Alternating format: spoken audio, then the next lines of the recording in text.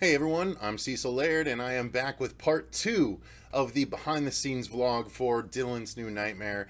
This is basically everything leading up to how everything came together, so it's kind of a long story, so broken up into parts. Here's part two.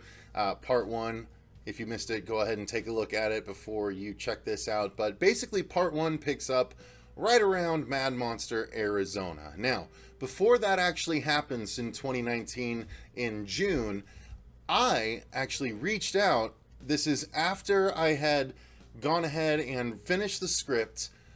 I reached out to Vince, who I had established a bit of a relationship with after reviewing Never Hike Alone, and then we did an interview with him on the channel, which you can see on the Horror Show channel, and that was a lot of fun. So we got to know each other just a little bit, and I obviously knew of his talents, so I reached out to him and I said, hey man, I was wanting to talk to him about the project, and so I was wondering if he was coming out for Mad Monster Arizona again, because the previous year there was a bit of a story there. The previous year in Mad Monster 2018, both he and Renee Rivas had to crash at here at Horror Show headquarters for one night, and it was a lot of fun, and I got to know them quite a bit then. So a year later, Mad Monster Arizona was coming around, Miko was coming around, and I had my idea. And then I reached out to Vince and I said, hey man, are you all squared away with a place to stay and everything like that for Mad Monster this year? He said, I think so, but I might need some help on Thursday. And I said, okay, well, I have a hotel room because we were covering the Mad Monster convention and they provided us with a room in order to do so, because we did a lot of filming this year, a lot of filming, and it was just a lot of fun. We love helping out Mad Monster. It's so amazing. So we were going to get a room for Mad Monster Arizona, so I offered to just let Vince stay that Thursday night in the room because no one else was going to be there that night. So he took me up on the offer, and that night, once he showed up, I got to talking with him and we got to hanging out, and he told me some stuff about some of the projects he's got going on. Can't say any of them, but super exciting, one and all. And then he actually asked me, he's like, so tell me your story. So I told him the story of Dylan's New Nightmare, and at the end of it, the gist of it was, he's like, that's a really good continuation. And I was like, thank you, I thought so too. So he understood why I was ready to hand over the script to Miko, and so ready was I that I had printed a script for Vince, a script for someone else, and then another script which I put in a beautiful, or not a beautiful, but a standard nice cover, and that was intended for Miko. So we were talking a little bit about the idea, and he was like, I think this is a great idea, I think you should show him. But he hadn't had a chance to read the script yet, but nonetheless, he was going to be there talking about Never Hike Alone, and he actually surprised a bunch of the fans on Sunday by having Ghost Jason show up, so that was pretty cool. Ghost Jason from Never Hike Alone, of course. And what ended up happening was that convention ended up being so important to me. I mean, Mad Monster has always been very important to us. As I said in the first episode, none of this would have happened without Mad Monster and the people behind it, specifically Eben and Kevin. And man, Mad Monster Arizona rolls around, and Vince is going to be there. I talked to Vince that first night. We set up, we have a booth at Mad Monster Arizona, and Miko is going to be at Mad Monster Arizona. So my whole plan is to show Miko this script. And when I finally see him for the first time, I'm walking around with Susie Von Slaughter, my co-host from the channel, who also was there along with Jaime and Fuego in Mad Monster Charlotte, as we were doing the interview, as I was doing the interview with Miko and stuff like that. So they saw what was going on. They knew everything going on behind the scenes. And so we walked by Miko, Susie and I was like, hey Miko, how's it going? Good to see you again. And he was like, hey guys, he saw us. And I was like, yeah, we talked to you over at Mad Monster Charlotte. He's like, yeah, I remember. And I was like, hey, just so you know, that script I asked you about, which again I talked about in part one of the vlog, that script I asked you about, I wrote it for you. And Susie can attest to this, but He said, "Oh, awesome." He's like, "Well, if I'm on the plane back to LA without it, I'll be pissed." And I was like, "Okay, cool, cool." So I was like, "Wow, he's actually open to receiving the script that I hinted to, 5 months ago back at Mad Monster Charlotte." And I was like, maybe he's still just blowing smoke, so whatever. So a little bit later that day, I went by but before I did, I went over to Vince's table and I was like, "Hey, Vince, can I purchase a copy of Never Hike Alone?" And I was like, "I want to take it over to Miko as I go and hand him the script." And he's just like, "Oh, go ahead, man." Like, he's been so supportive from the very beginning. Vince is just amazing. So is Renee, but Vince was really, key at this moment. And he said, "No, go ahead." And I was like, "Is there any chance you'd be willing to go over with me?" And he's just like, yeah, I'll walk over with you, because I knew that bringing Vince over would lend credibility. I'm not, my mama didn't raise no fool. So I went over with Vince with a copy of the script and a copy of Never Hike Alone, because during the interview, I believe I mentioned even in that clip, but if not, I did mention in the rest of the interview that Never Hike Alone was one of the more successful fan films, and he actually had looked it up between Mad Monster Charlotte and Mad Monster Arizona. So when we walked up, I was like, "Hey, Miko, how's it going?" I was like, "This is Vince DeSanti. He made Never Hike Alone, and he was kind of the inspiration for me making my own fan film. And so I brought you the script, and I brought you a copy of Never Hike Alone." And he pulled it up, and he's like, "Oh, I did. I actually looked into this." He's like, "This is awesome." And so he started talking with Vince a little bit, and they talked about cameras. They talked about filmmaking a little bit, because Miko likes to film as well, and he had his little Blackmagic camera there. So they talked a little bit about that, and ultimately I was just like, well, I just wanted to bring Vince over, and Vince actually right there was kind enough to endorse the project. He's like, "Yeah, I think it's a great idea. I think it'd be really cool." And Miko was like, "Okay, well, yeah, I'll read this when I get back to California after this convention, and I'll be in touch." And I was like, "All right, that's all I could." I put my information on the cover of the script so he could email me, and I was like, "That's all I can ask." I was like, "Thank you very much. That's awesome."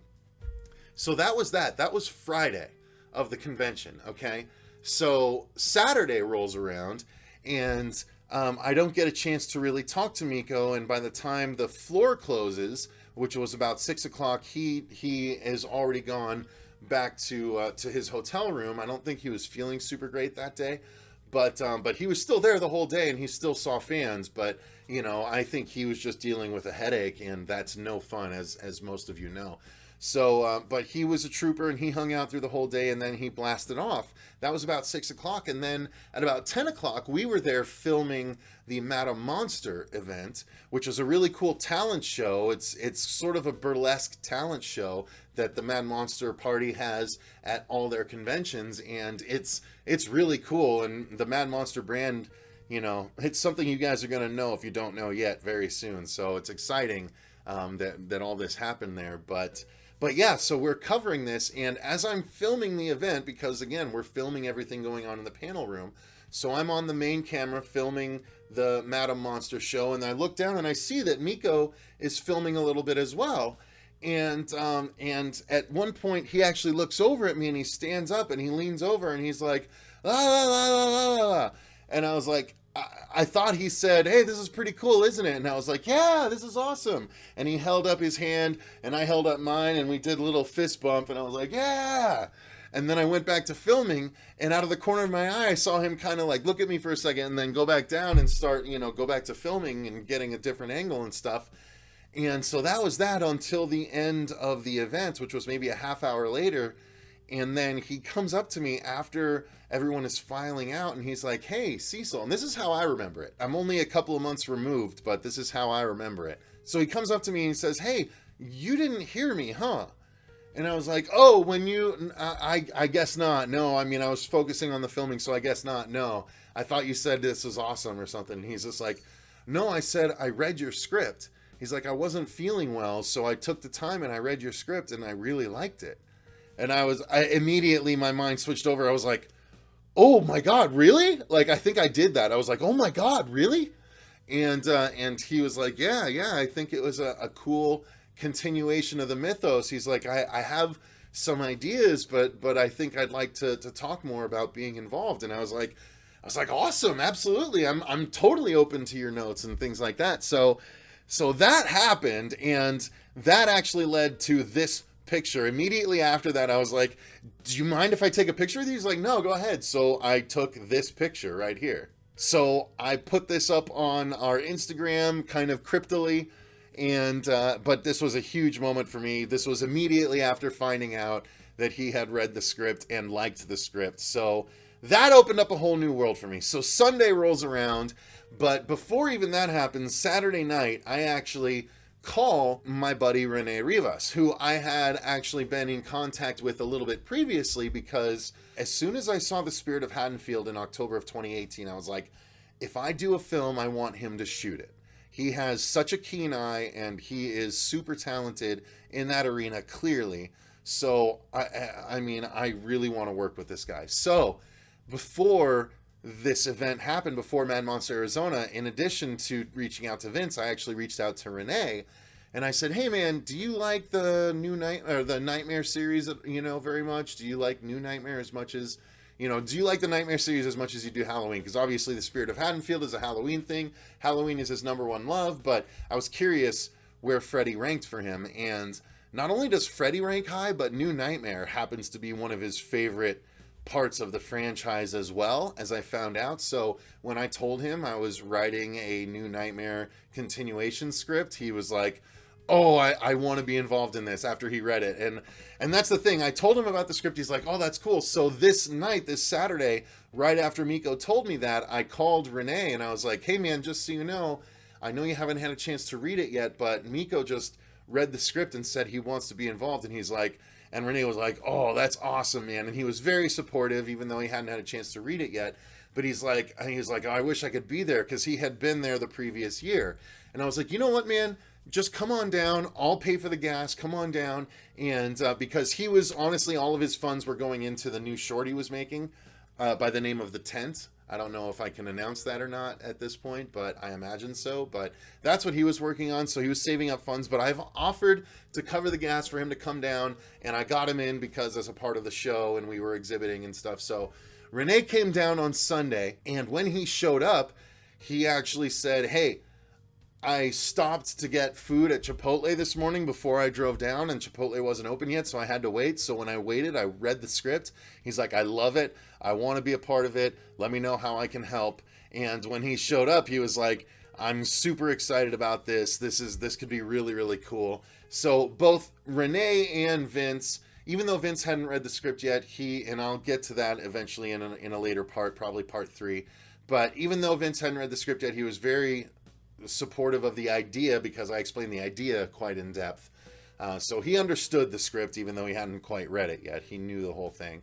But nonetheless, to have these two talented individuals supporting me, I was super excited. And Renee came down, and it just so happened also that Saturday, again, I'm skipping ahead just a little bit, but before Renee came down that Saturday, it happened that a friend of mine by the name of Robert, who has been on the channel before, actually, as Freddy. He cosplays as Freddy Krueger, and he had been on the channel for our first review and commentary of the first Nightmare on Elm Street movie about a year ago. So I knew that he had a kick-ass Freddy costume. I knew he knew how to nail the character.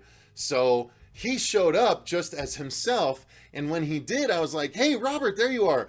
I actually have this, I have the script for the idea I told you about, because I had mentioned it to him, and he's like, oh, that's great. I'm actually going to get into Freddy later on. I was like, oh, please, when you do, come get me. So when he got into his Freddy costume, I took him over to meet Nico. And when I was like, this is the Freddy that would be in the movie, and this is, probably the costume. That's not going to be the costume, as you might already know, but if not, that's not going to be the costume. But at the time, I thought it was going to be the costume. So he had a Nightmare 4 screen-accurate costume, and it was interesting to introduce him to Miko in that character. So Miko, was on board with how realistic it looked and everything. So we were excited. So Sunday rolls around, Renee shows up. I take Renee over to meet Miko on Sunday, And they actually start talking not only cameras, because Renee had a new digital camera at the time, a high-end one, and Miko had his Black Magic, so they were talking about cameras. They were also talking about DJing and record scratching and stuff like that, so they got along, and it was just serendipitous. The whole weekend was serendipitous how much happened. Not only was Vince there, not only did Renee show up, not only was my Freddy there, but the person that was most pivotal, Miko, was there and receptive to the idea. So the last thing that happened at this convention, and there's more that happens afterwards, but wrapping up part 2, the last thing that happened was on the last day, at the end of the last day, I was like, you know what? I need to go talk to Miko one more time. So I went up as he was packing up, and I was like, hey, Miko. And this was the first time he turned around and was like, hey, Cecil. So he knew my name right off the bat, and that hadn't happened before. So he had filed it away and actually, made note of it, which was exciting for me, very exciting for me, because I've been such a fan of Miko for so long.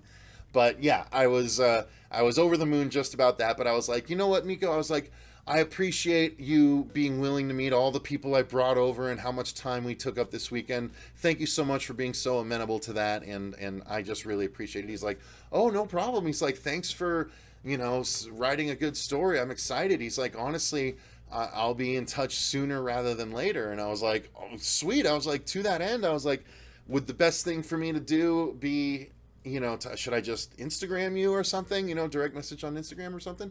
And he's just like, well, no, let me give you my number. So he gave me his number. And that's not to say that any of you randos can go and get Miko's number at a convention. If you try it, then he has direct permission to slap you for trying it. No, this was a built-up thing. So he's like, no, I'll keep in contact more directly. So we established a more direct link. And from that point on, I've been able to keep him up to date on everything. But he was on board, Vince was on board, Renee was on board, my Freddy was on board, everyone was on board, and so all of a sudden this was a reality. Within a couple of weeks after that, Vince, Renee, and I went and had a dinner after this event, and I'll touch on that in part 3, but that was the next step. But after that, everything just started to evolve and progress at a very rapid rate. So that is part 2 of the vlog, the behind the scenes vlog of Dylan's New Nightmare. Sorry if it got a little long-winded. I tried to drop in some footage to make it a little more interesting for you guys, but thank you very much for watching. Until next time, I've been Cecil Laird, and I'll see you in part 3.